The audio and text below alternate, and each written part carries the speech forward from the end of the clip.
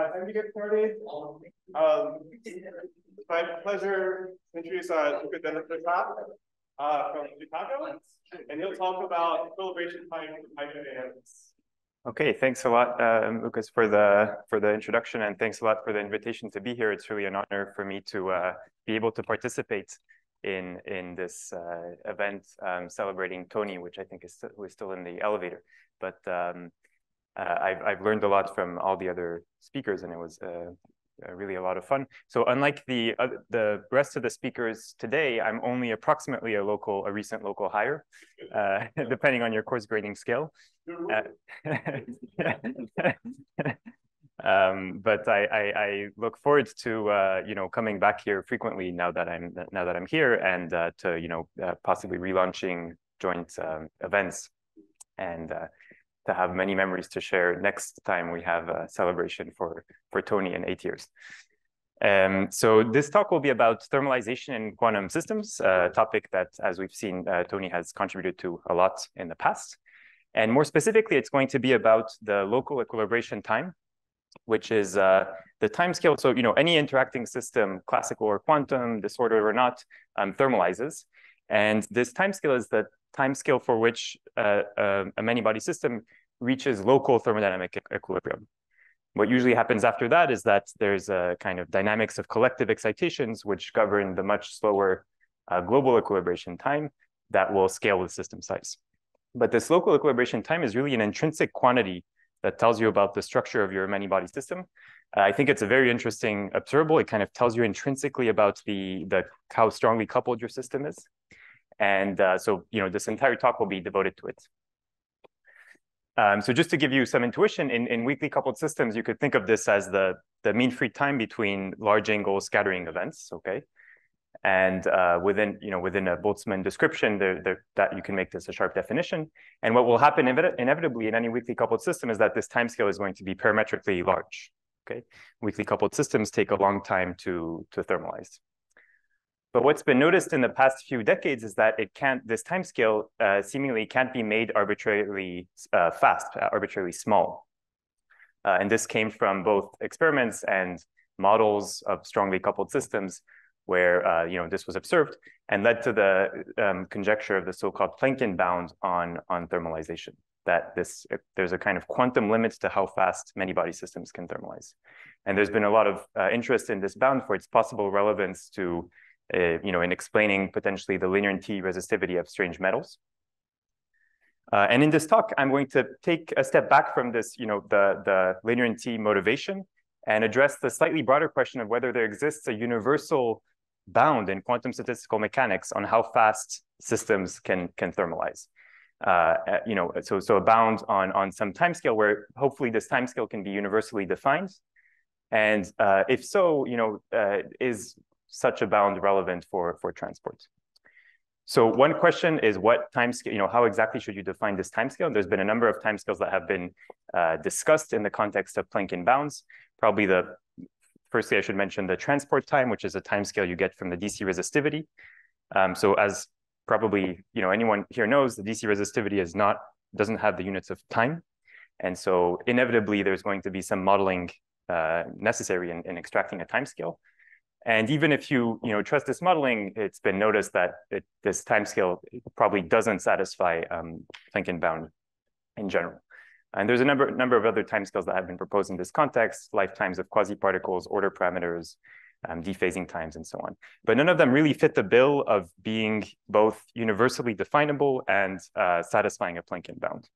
So what I'd like to present today is a definition of a local equilibration time that I think is universal, is probably the best universal definition we can get, and show, or at least show with some additional assumptions, that it satisfies a Planckian bound. And as we'll see, it is relevant for transport, although it won't literally be the transport time. So the plan will be to first define this local equilibration time. In a nutshell, I'd like to define it as the time scale where many-body diffusion emerges in interacting systems, or the appropriate hydrodynamic description, depending on what symmetries you have. Then with this sharp definition in hand, we'll see how we can universally bound this time scale, this local equilibration time, from detailed knowledge of hydrodynamic fluctuations. And in particular, we're going to crucially use recently developed effective field theories for thermalizing systems of diffusion and hydrodynamics more generally. And what we'll see is that these theories predict their own breakdown. If you know something about transport parameters, they will tell you that hydrodynamics can't emerge too soon. So they'll give you themselves a bound on how early hydrodynamics can emerge and for how fast systems can thermalize. And because I'm only focusing on late time universal physics, these bounds will be very universal. And finally, depending on time, I'll show some numerics where we really kind of test these, do precision tests of these effective field theory predictions. Okay, so let's start with a definition of the local equilibration time.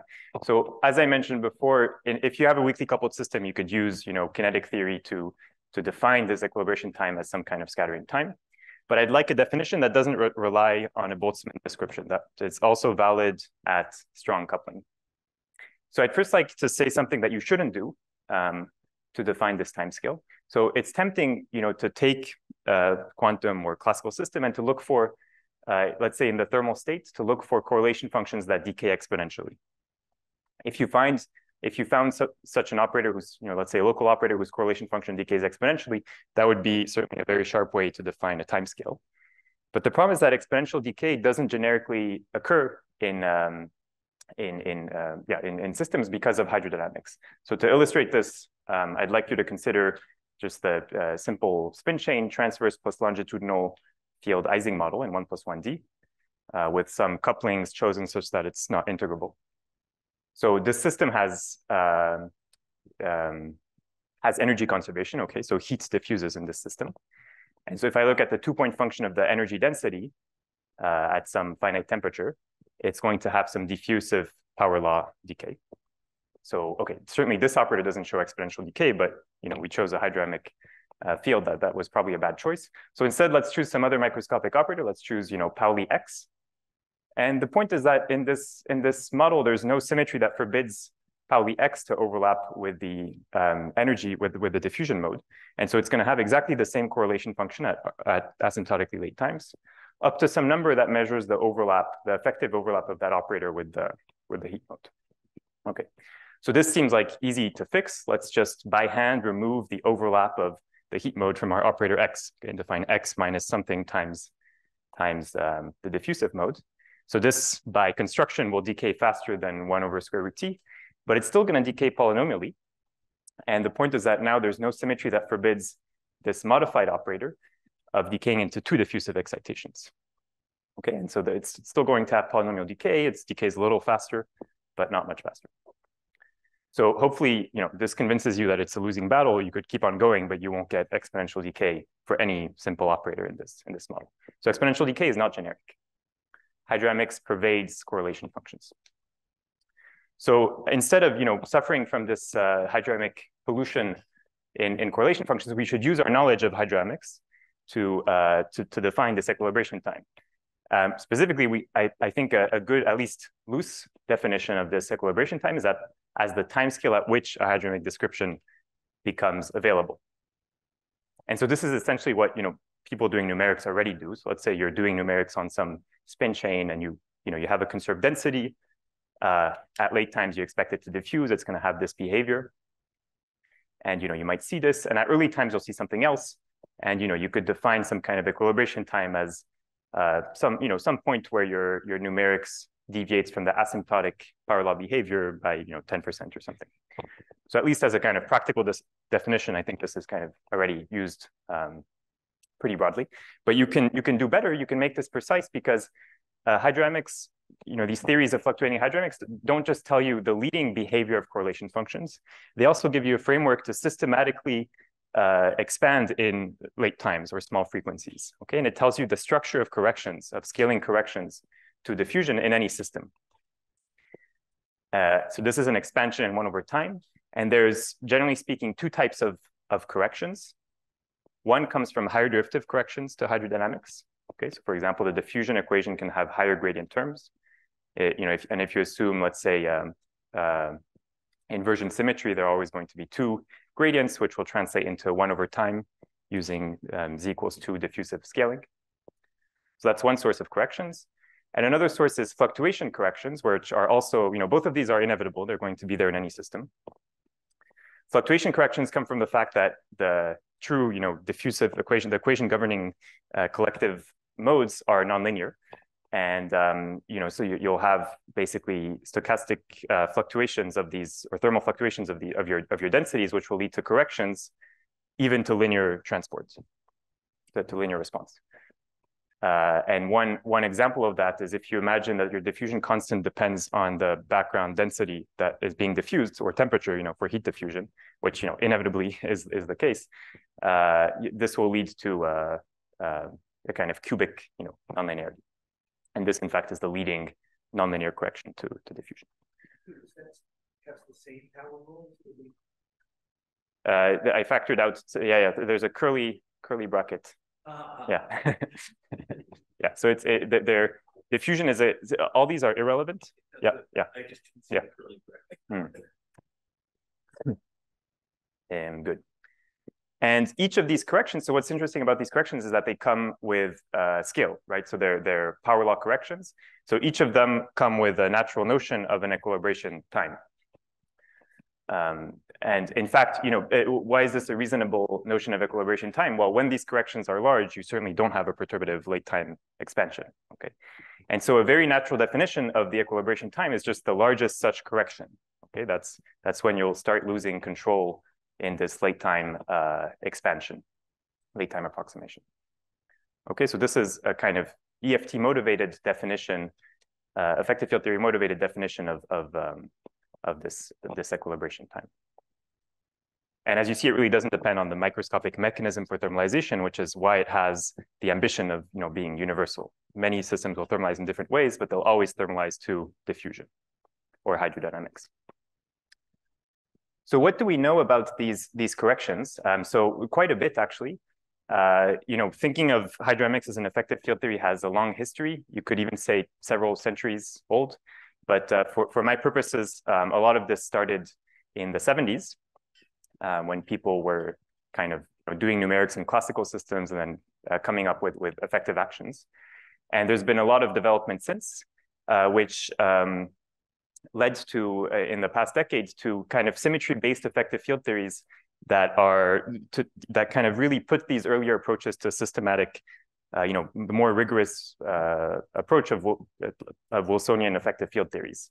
And so these look like effective field theories on a Schwinger-Keldysh contour for the densities. And they owe a lot also to UIUC branded work on how quantum systems thermalize.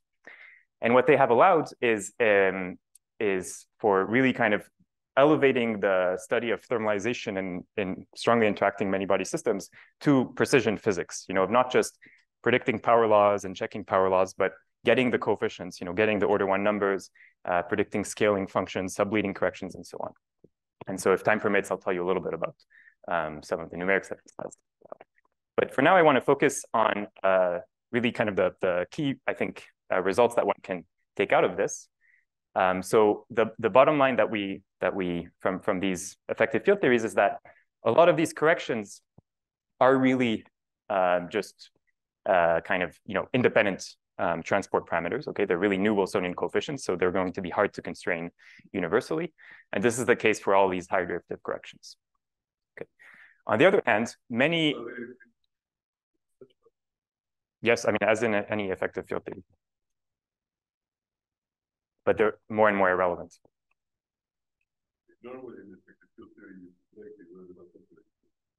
If you neglect them, you just have a Gaussian theory.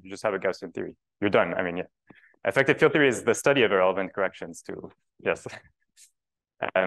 So these parameters are typically non-universal and not fixed.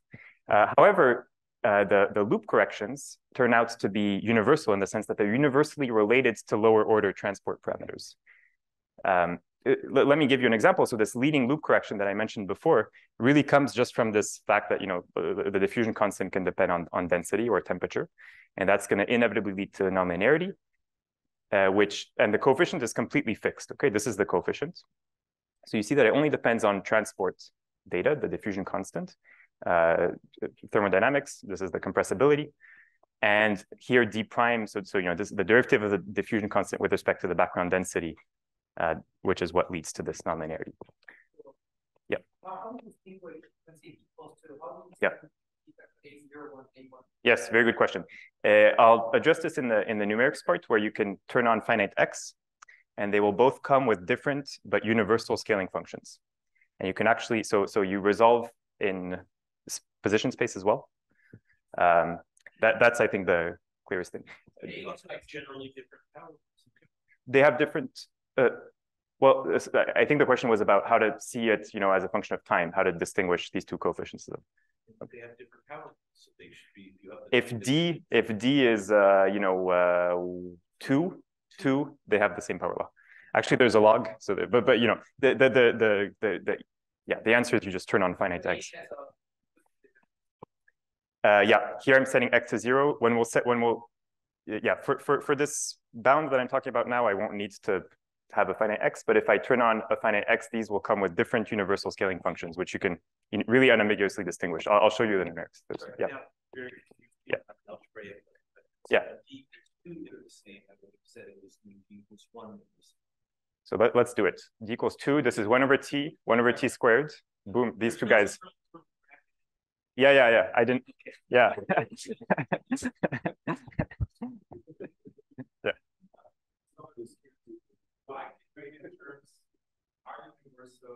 Yeah. All the large or non-zero L's, but not yeah. for L equals 0. I expect that any yeah. M that is also not 0 would be, but you're saying that yes. Even yeah. So let me say it like this. So all these higher gradient terms at 0 loop are new parameters. So 0 fluctuations. Yeah. Everything here depends on the things up and nothing else. Yeah. So it's yeah. Okay. So you know this. So we know the point here is that one of these corrections is just completely fixed. In fact, many of them are fixed. There's a log. Yeah. I hit the log.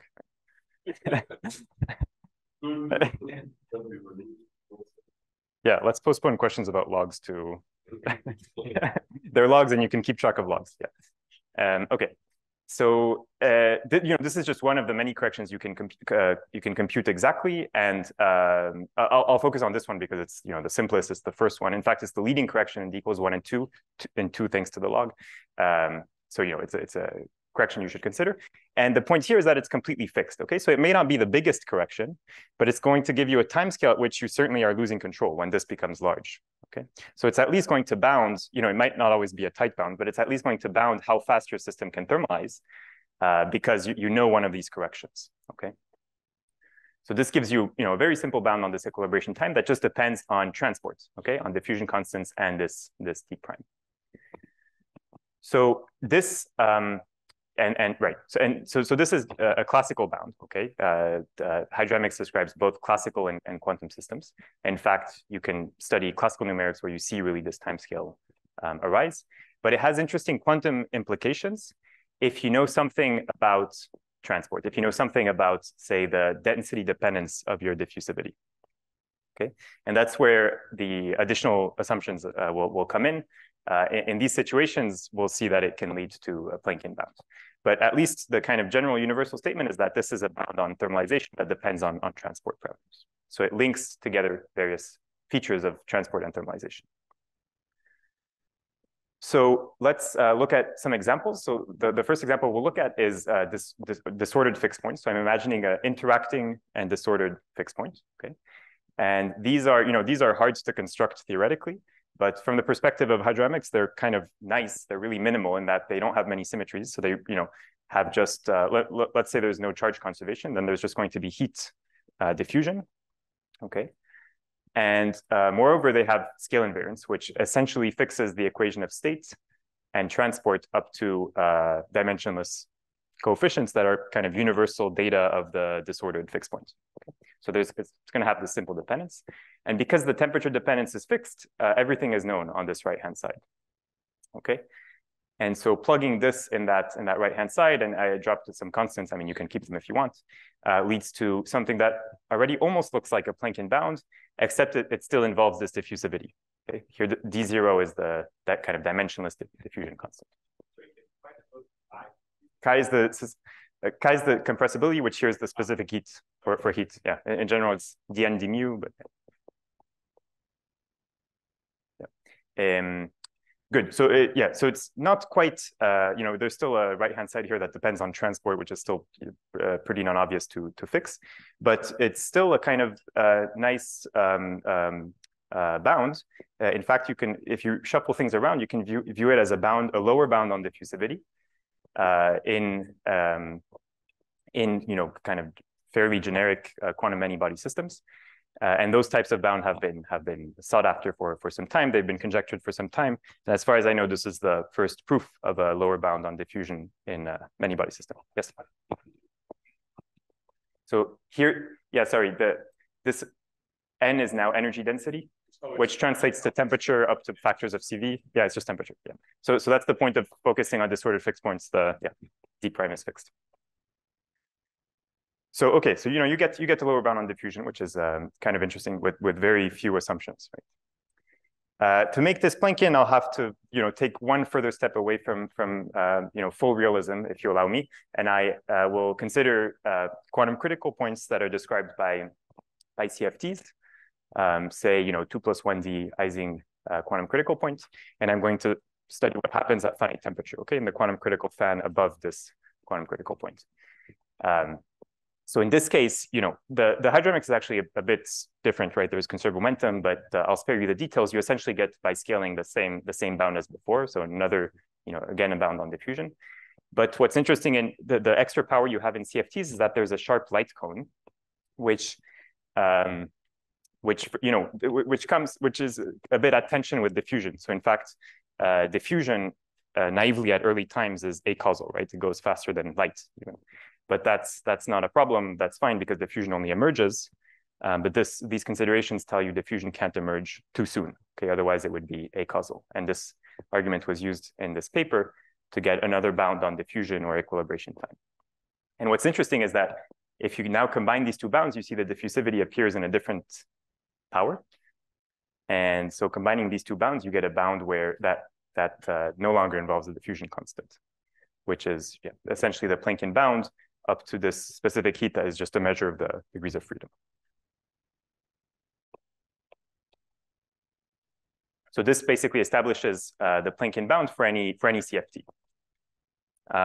Okay, so that's all I have the power to do, but my belief is that this time scale. So what have we done so far?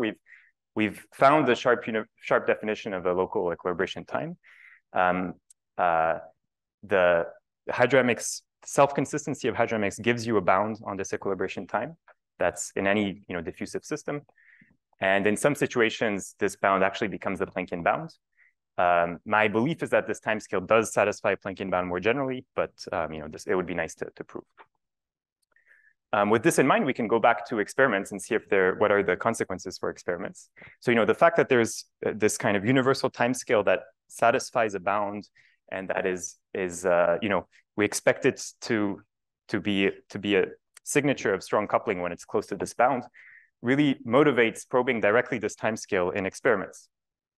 So in numerics, you can really, it's easy to see this thing. You look at time-resolved correlation functions.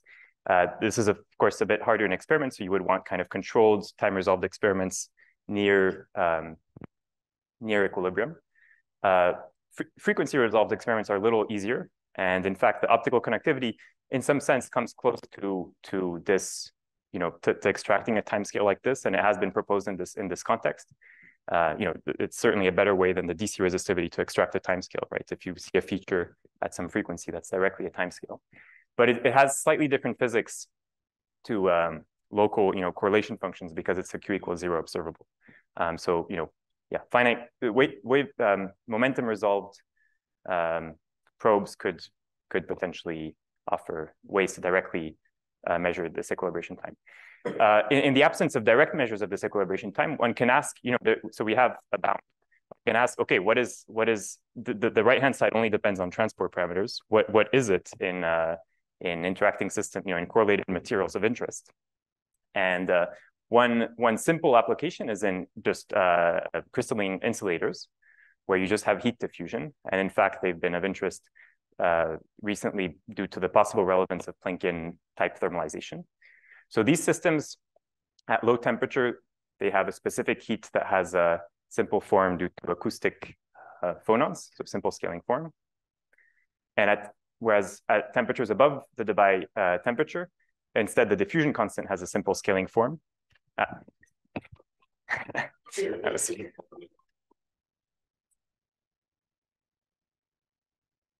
Is it? Okay, yeah. This is 5 minutes or? Okay, I'll assume it's 5. It's 0, okay. There are many questions, yeah. So, right, so you know, if you evaluate this right-hand side just at the Debye temperature, you actually get the Planckian scale because of this simple scaling form. But interestingly, if you crank up the temperature, the specific heat saturates, and so this becomes larger. So actually, this bound precludes Planckian thermalization in insulators in these systems enough above the Debye temperature. So it's actually a slightly different perspective than has been proposed in the past. I think this is showing that the transport data is inconsistent with fast Planckian thermalization in these systems with this sharper definition of thermalization. One can also think about these ideas in the context of strange metals. I think I don't have an argument to say they can't be Planckian. So it would be interesting to look into more. So in the remaining -1 minute, I won't tell you much. I'll just show you maybe one plot.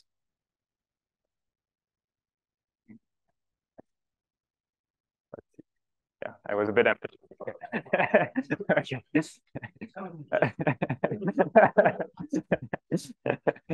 So you know we've tested. So this is numerical work with these excellent people.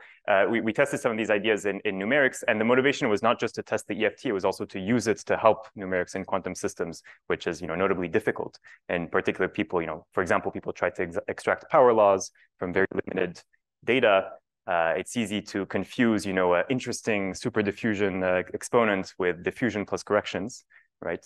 The red is the asymptotic behavior, and if you have infinite money, you might be able to see the right power law, but if you don't, you might need effective field theory to understand. And so yeah, that's what we did. And so basically there's these scaling functions that you asked about. For example, the one loop correction comes with a universal scaling function. This is the function, okay? That's it. That's what it's going to be in any diffusive system. The only non-universal. This is heat diffusion or particle diffusion. Yeah, it can be SU2, spin diffusion. It doesn't matter. So for SU2, the scaling function is a bit different. No, that's if you have momentum conservation. That's different. So here I don't have momentum conservation. This is, yeah. With momentum conservation, you can play a similar game. There's going to be KPZ exponents. In fact, that's what motivated a lot of these works that thought they saw KPZ, but we think they're seeing diffusion plus corrections. Yeah. So yeah, here I'm assuming momentum is not conserved, which I think is more explanatory relevant, but you can do this with momentum conservation as well. Yeah, so this is for heat or charge. And so I just wanted to show you this plot of, so this is a classical system, just to kind of test the EFT. We've also done quantum numerics, but let me just show you this of a very simple, classical lattice gas, particles hopping on a lattice. It diffuses. In fact, D of n is known analytically, which is kind of nice. And so, you can look at the correlation function, the 2-point function of density. It has this Gaussian form typical of diffusion. You see things converge to the late time prediction. And what we tested is this subleading EFT prediction for the one loop correction. This is what you see here. So this is a 0 parameter comparison of numerics and the prediction. So the prediction is the dashed line, and numerics is these colors going to late times. So yeah, I mean, this is what kind of gives me confidence that these EFTs are not just, they're really kind of telling us, yeah, they're saying valuable things. Okay, I guess I'll stop here. Thanks a lot for your attention.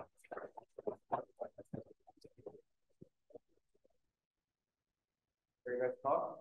We had a lot of questions, but this is the time scale. Yes. Any scattering or condensation. So yes. Is there any? You know how to bridge that gap?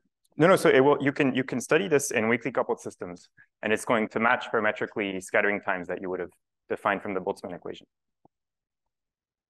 It agrees with intuitive notions of the thermalization time when you have intuitive notions of the thermalization time. But yeah. But we know that those times are sort of not that. Those times can be very long, so there's no upper bound on thermalization times. Yeah, that's the surprise of this lower bound, this Planckian bound, right? That there's definitely no lower bound on thermalization times. Things can take as long as they want to thermalize. Things don't have, but yeah, there is a lower bound.